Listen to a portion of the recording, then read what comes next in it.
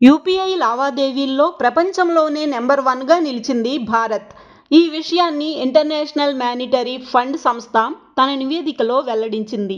దేశంలో ప్రతి నెల 1800 కోట్లకు పైగా యూపీఐ లావాదేవీలు జరుగుతున్నాయని తెలిపింది. ఒక్క జూన్ నెలలోనే 24.3 లక్షల కోట్ల యూపీఐ ద్వారా ట్రాన్స్ఫర్ అయినట్లు పేర్కొంది. మొత్తం 18.39 బిలియన్ లావాదేవీలు నమోదయ్యాయి.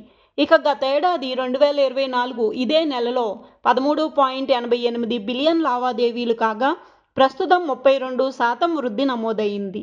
ప్రస్తుతం 49.1 కోట్ల మంది సామాన్య ప్రజలు, 6.5 కోట్ల మంది వ్యాపారులు ఈ యూపీఐ సేవలను వినియోగిస్తున్నారు. 675 బ్యాంకులు యూపీఐ సేవలను అందిస్తున్నాయి. ఇక దేశంలో మొత్తం డిజిటల్ చెల్లింపుల్లో 85% యూపీఐ ద్వారానే జరుగుతున్నాయి. ప్రపంచంలో రియల్ టైమ్ డిజిటల్ చెల్లింపుల్లో 50% ఒక్క మన దేశంలోనే జరుగుతున్నాయంటే అతిశయోక్తి కాదు.